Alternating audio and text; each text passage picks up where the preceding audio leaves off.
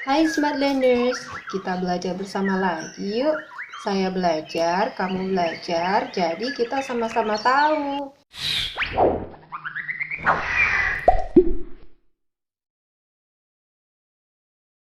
Oke Smart Learners, kali ini kita akan belajar tentang if clause conditional sentence ya. Sebelumnya, kita akan bahas satu persatu dari judulnya. Clause adalah kumpulan kata-kata yang di dalamnya ada subjek dan verb, atau dengan kata lain ada pelaku, ada kata kerja. If conditional sentence adalah kalimat pengandaian.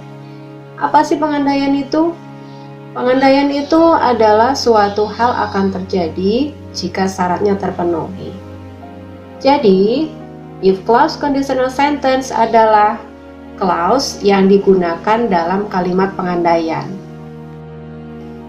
Adapun fungsinya, if clause conditional sentence mempunyai 4 fungsi ya. Yang pertama, as reminder atau sebagai pengingat. Ini digunakan ketika kita mau mengingatkan seseorang tentang sesuatu. Contoh kalimatnya nih.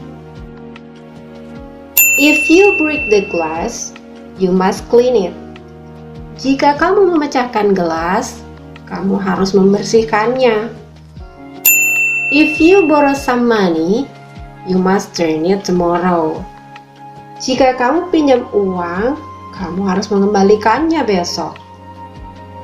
If you don't eat something, you must be hungry. Jika kamu tidak makan sesuatu, kamu pasti lapar. If you park your motorcycle, you must complete it with safety key. Jika kamu parkir sepeda motormu, kamu harus melengkapinya dengan kunci pengaman. Next, fungsi yang kedua, as suggestion atau sebagai saran. Ini digunakan ketika kita akan memberikan saran kepada orang lain untuk melakukan sesuatu ya. Karena dia bersifat saran, maka kita gunakan should atau ought to yang artinya seharusnya. Oke, sekarang contoh kalimatnya ya. If you get sick, you should go to doctor. Jika kamu sakit, kamu seharusnya pergi ke dokter. If you want to get first rank, you should study harder.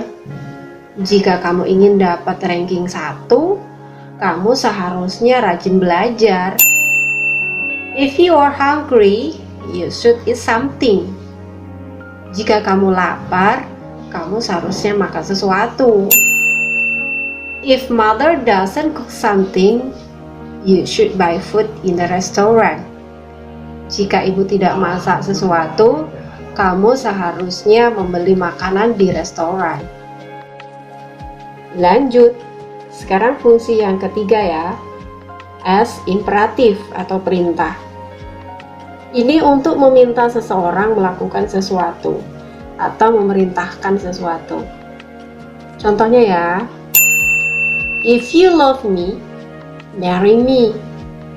Jika kamu suka sama saya, nikahi saya. If you go to supermarket, buy me some food. Jika kamu pergi ke supermarket, belikan saya makanan ya. If my friends come, call me. Jika teman saya datang, panggil saya ya. Berikutnya, fungsi yang keempat, yaitu as general truth atau kebenaran umum. Kebenaran umum itu sama dengan sesuatu yang orang umum membenarkannya atau mengakuinya bahwa hal itu benar adanya. Contohnya, if you heat water, it boils. Jika kamu memanaskan air, dia akan mendidih.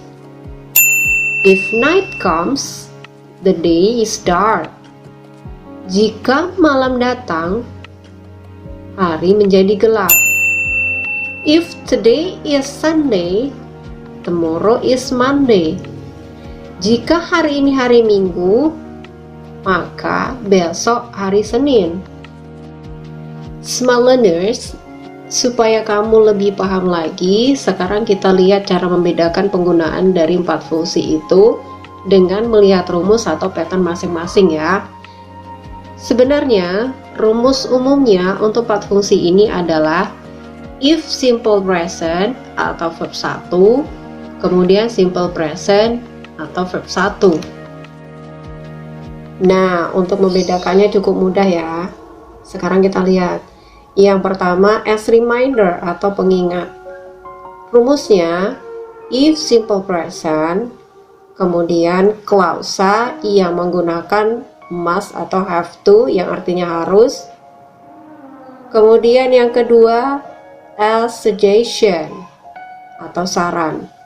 Rumusnya, if simple present, kemudian klausa yang menggunakan should atau ought to yang artinya seharusnya. Ketiga, as imperatif atau perintah. Rumusnya if simple present, kemudian klausa tetapi yang diawali dengan verb 1. Keempat, as general truth atau kebenaran umum. Rumusnya if simple present, kemudian klausa simple present juga. Nah, smart learners, sekarang sudah bisa dipahami semua ya. Sebagai latihan akhir, yuk kita buat kata-kata berikut menjadi if clause conditional sentence. Smart learners, jangan lupa klik tombol like, subscribe, and share ya. Dan tulis juga komen positif yang membangun supaya channel ini bisa lebih baik lagi. Thank you so much.